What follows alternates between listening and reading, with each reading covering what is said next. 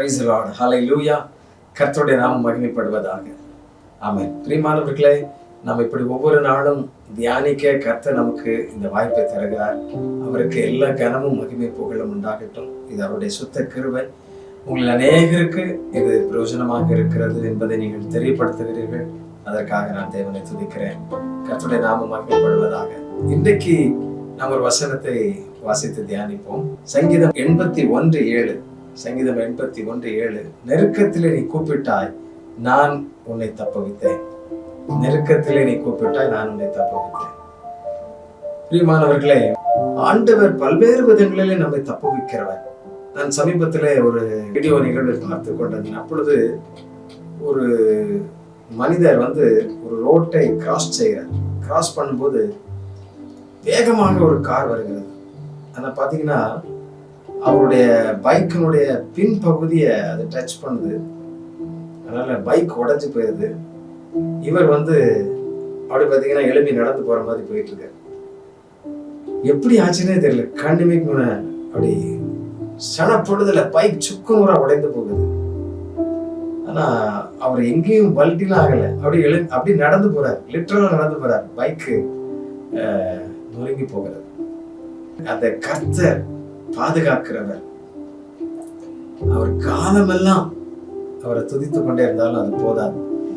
பாருங்க, வசனம் சொல்லுகிறது, நெருக்கத்திலே நீ கூப்பிட்டாய், நெருக்கத்திலே நீ கூப்பிட்டாய், நான் உன்னை தப்புவித்தேன். இந்த ஆளு கூப்பிட்டு போறா அவள் எனக்கு தெரியல. நான் என்ன சொல்றேன்னா, ஆண்டவர் நம்முடைய கூப்பிடுதலை அறிந்து வைத்திருக்கிறார். நம்முடைய கண்ணீர்கள் எல்லாம் ஒரு துருத்தியிலே சேர்த்து வைத்திருக்கிறார். நம்ம கைவிடாத ஒரு நல்ல ஒரு பரிசுத்தம் தெய்வன் அவர். இந்த தேவனுக்கு நாம் நன்றி செலுத்த வேண்டும். நன்றியுள்ளவர்களா இருக்க வேண்டும்.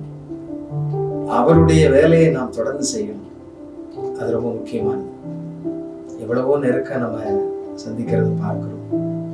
குடும்பத்தில் நெருக்கத்தை பார்க்கிறோம். பிள்ளைகளுடைய நெருக்கத்தை பார்க்கிறோம்.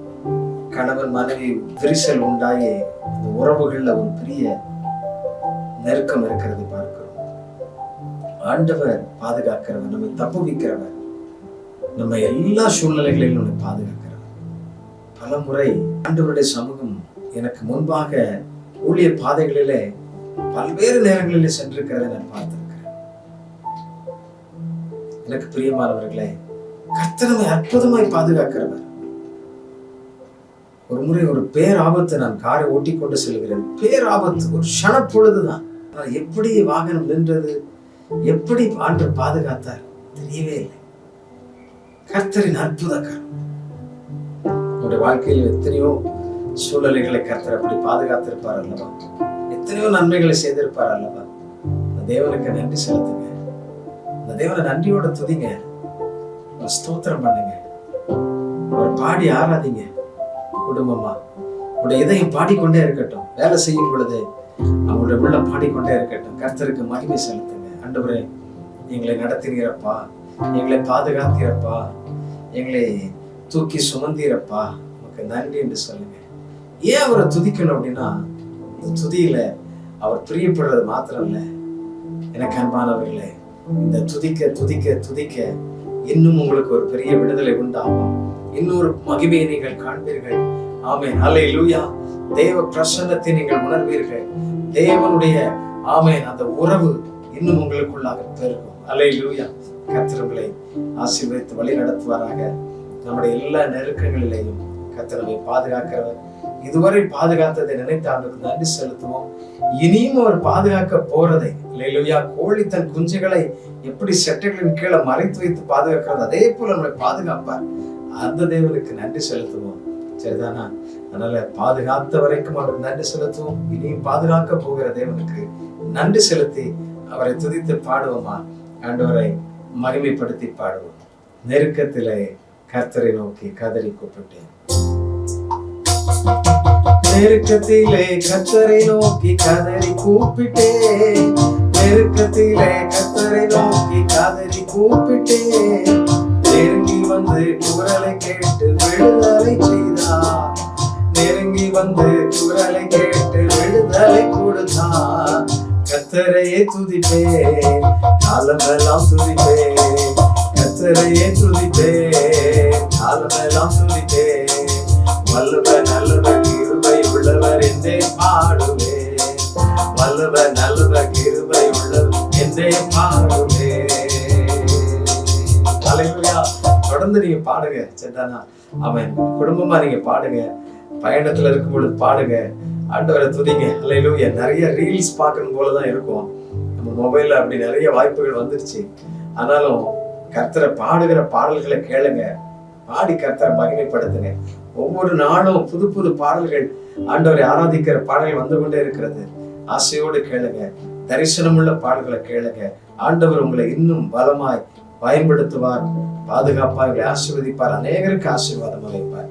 ஜெபிக்கலாமா? நம்மை பாதுகாத்த தேவனுக்கு நன்றி செலுத்தி, எல்லா சூழ்நிலை, எல்லா நெருக்கத்திலையும், எல்லா கஷ்டத்திலையும், உபத்திரவத்திலையும் பாதுகாத்து இருக்கிறார் இல்லையா? தேவனுக்கு நன்றி சொல்லுவோமா? ஜெபிப்போம். அன்புள்ள ஆண்டவரே, நாங்கள் துதிக்கிறோம், ஸ்தோத்திரிக்கிறோம். ஆபத்து காலத்துல எங்களுக்கு வந்த எத்தனையோ போராட்டங்கள், நெருக்க காலங்கள்ல வந்த எத்தனையோ பிரச்சனைகள், எல்லாவற்றிலையும் ஆண்டவரே நாங்கள் கூப்பிடும் பொழுது எங்களுக்கு இறங்கி வந்து பதில் கொடுத்து எங்களை மீட்டுக் கொண்டிருப்பா, தப்புவித்தீரப்பா. நாங்கள் கூப்பிடாத பொழுது கூட பல நேரங்கள்ல எங்களுக்கு வருகின்ற ஆபத்துகளில, கண் இமைக்கும் பொழுது வருகின்ற பேராபத்துகள் எங்களை அற்புதமாய் பாதுகாத்திருக்கிறீர்கள். நமக்கு நன்றி அப்பா, நன்றி ஆண்டவரே. நமக்கு ஸ்தோத்திரம், கோடா கோடி ஸ்தோத்திரம். தகப்பனே, இன்னமும் நீர் பாதுகாத்து நடத்துவீரப்பா. இந்த நாளையும் நீர் அப்படி நடத்தினீரே, நமக்கு ஸ்தோத்திரம், ஸ்தோத்திரம். நன்றி பலிகளோடு துதிக்கிறோம். இதாவை எத்தனை துதிகள், எத்தனை ஸ்தோத்திரங்களுக்கு சொன்னாலும் போதாதப்பா. பரலோகம் ஆண்டவரை மகிழ்ந்து கழிவுறட்டப்பா. ஆண்டவரை இந்த துதியினால, ஸ்தோத்திரத்தினால, துதிக்கிற ஒவ்வொரு பிள்ளைகளால இந்த பரலோகம் மகிழட்டும். ஆண்டவரே, கர்த்தருடைய ஆமென் பிரசன்னோட வீடுகளை நிரப்பட்டும். கர்த்தருடைய மகிமை அவர்கள் காணட்டும். ஆமென். தெய்வீக சாயல், தெய்வீக பிரசன்னம் அவர்களை நிரப்பட்டும் என்று சொல்லி ஜெபிக்கிறேனப்பா. ஆமென். எல்லா நெருக்கத்திலையும், ஆமென், எல்லாவற்றிலையும் கர்த்தருடைய கரமுடைய பிள்ளைகளை தாங்குகிறதற்காக ஸ்தோத்திரம். நீர் அவர்களை தப்புவிக்கிறதற்காக ஸ்தோத்திரம், ஸ்தோத்திரம் அப்பா. ஒவ்வொரு நாளும் அவர்களோடு கூட இருந்து வழி நடத்துகிறதற்காக நன்றி, நன்றி, நன்றி அப்பா. இயேசுவின் நாமத்திலே ஜெபிக்கிறோம் நல்ல பிதாவே. ஆமென், ஆமென். Thank you. God bless you.